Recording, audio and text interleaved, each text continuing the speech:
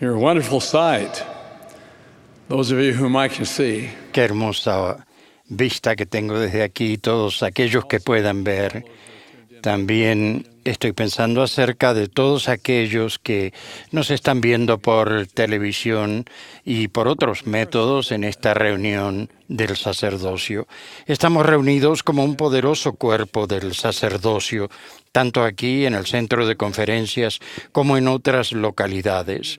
Hemos oído mensajes inspiradores esta noche y expreso mi agradecimiento a aquellos hermanos que nos han dirigido la palabra. Me siento honrado y a la vez humilde por el privilegio de hablarles y ruego que el Señor me ayude con su inspiración. Hace poco, al mirar las noticias de televisión, me di cuenta de que muchas de las historias eran de naturaleza similar, ya que todas las tragedias que se comentaban básicamente tenían su origen en una emoción, el enojo. El padre de una criatura había sido arrestado por maltrato físico. Se alegaba que el llanto del bebé lo había enfurecido tanto que le había roto una de las extremidades y varias costillas. El informe de la violencia entre pandillas era alarmante, indicando un brusco aumento en las muertes debido a sus actividades.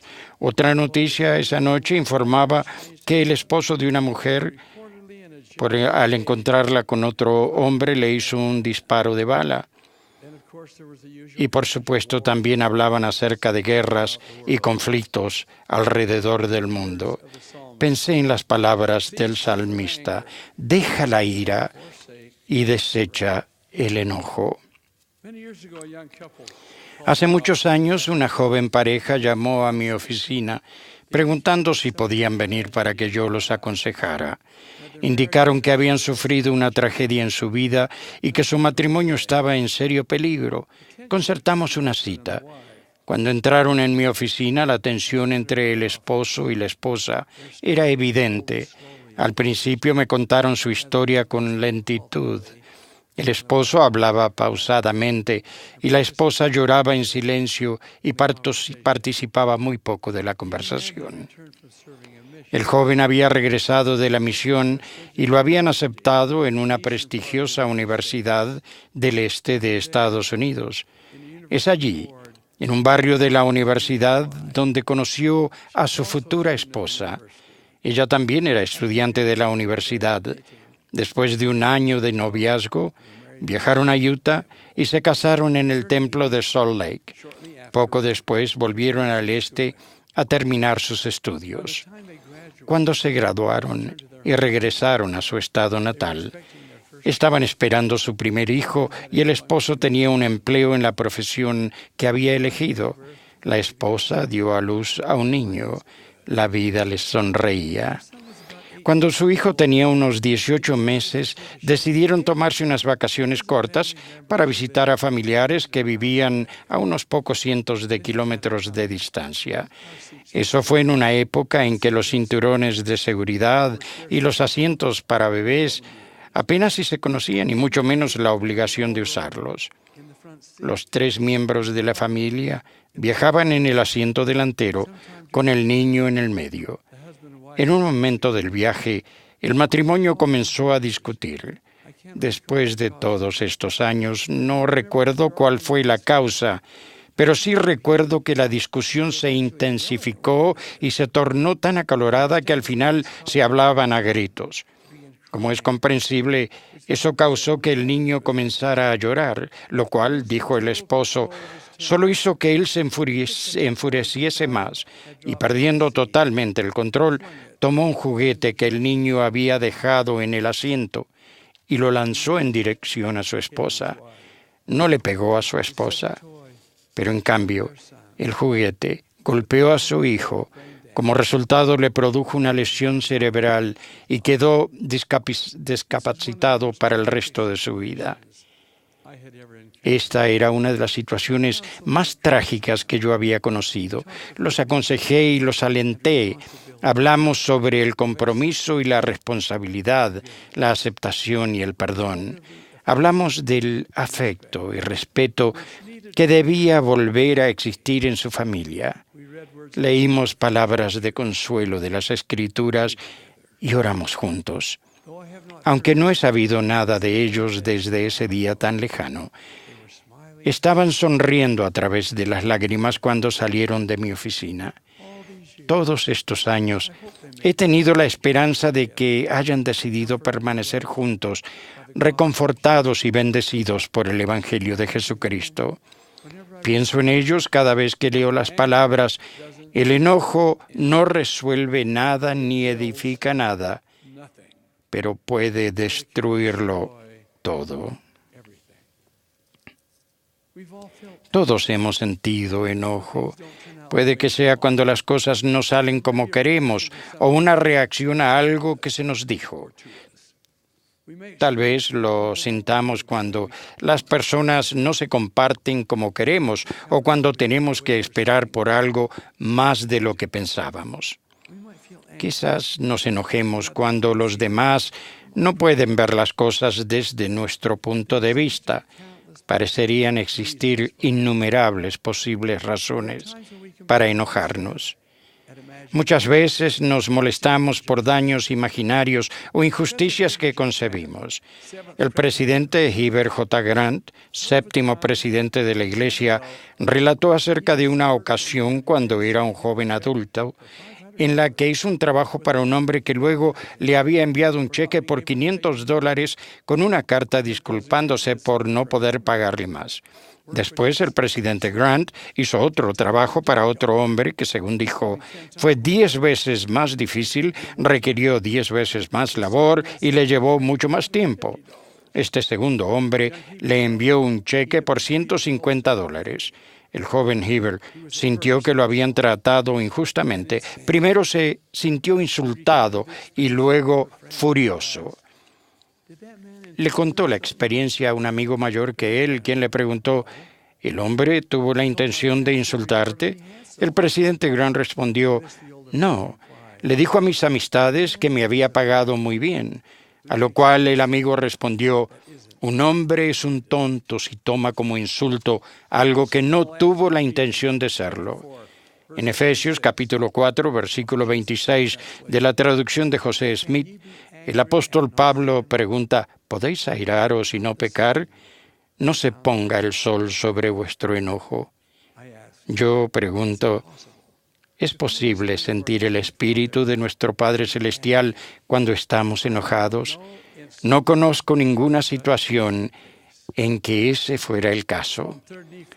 En tercer Nefi y del libro de Mormón leemos: y no habrá disputas entre vosotros, porque en verdad os digo que aquel que tiene el espíritu de contención no es mío, sino del diablo, que es el padre de la contención, y él irrita los corazones de los hombres para que contiendan con ira unos con otros.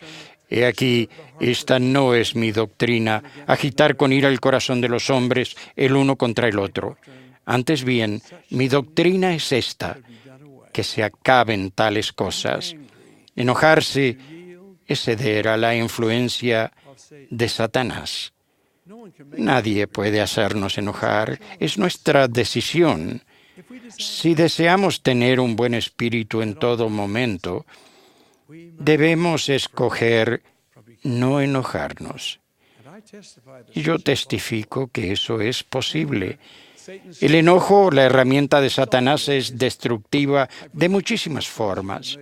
Creo que todos conocemos la triste historia de Thomas B. Marsh y su esposa Elizabeth. El hermano Marsh fue uno de los primeros apóstoles de los días modernos que se llamó después de restaurar la Iglesia sobre la tierra. Con el tiempo llegó a ser el presidente del quórum de los 12 apóstoles. Cuando los santos estaban en Far West, Missouri, Elizabeth Marsh, la esposa de Tomás, y su amiga, la hermana Harris, decidieron intercambiar leche a fin de hacer más queso del que harían de otra manera. Para asegurarse de que todo se hiciera de manera justa, convinieron en no separar lo que se llama la nata, sino que pondrían la leche y la nata juntas. La nata era lo último que salía al ordeñar y era más cremosa. La hermana Harris cumplió con el acuerdo. Pero la hermana Marsh quiso hacer un poco de queso más delicioso, así que se guardó casi medio litro de nata de cada vaca y le mandó a la hermana Harris la leche sin la nata. Eso causó un altercado entre las dos mujeres. Cuando ellas no pudieron resolver sus diferencias, se refirió el asunto a los maestros orientadores para que lo resolvieran. Ellos determinaron que la hermana Marsh era culpable de no haber cumplido con lo acordado.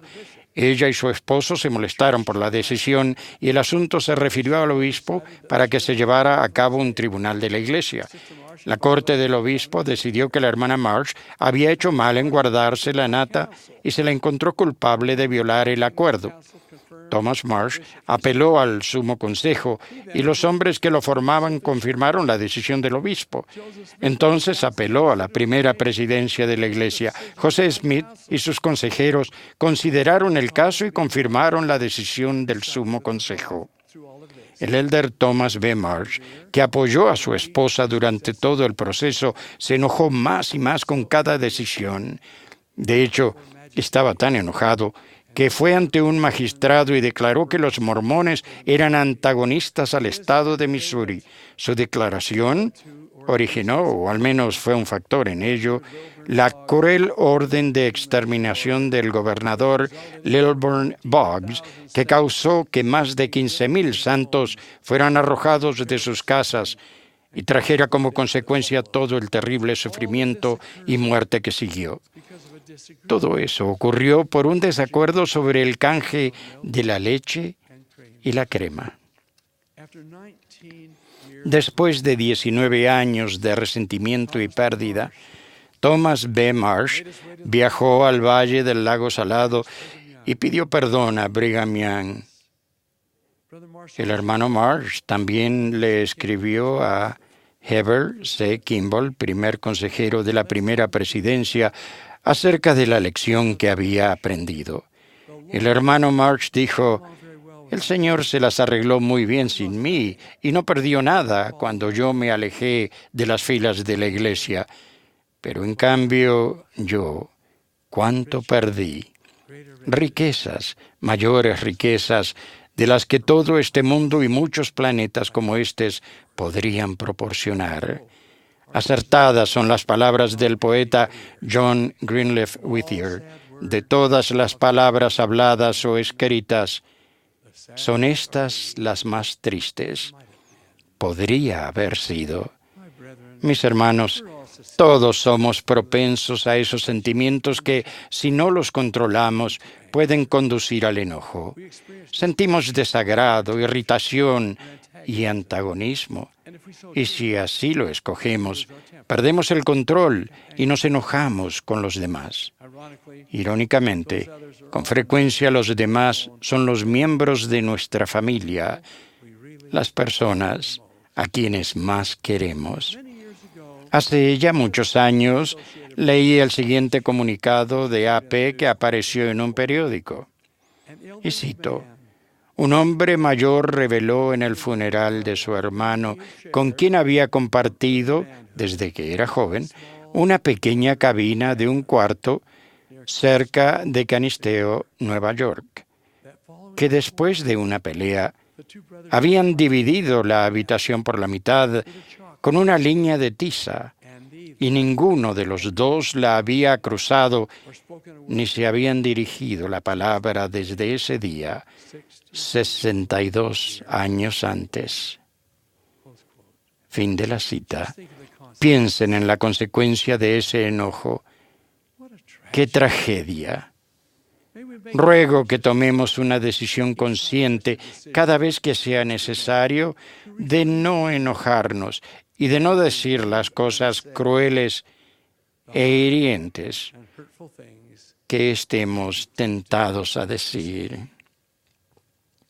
Me encanta la letra del himno escrito por el elder Charles W. Penrose, que sirvió en el quórum de los 12 y en la primera presidencia en los primeros años del siglo XX.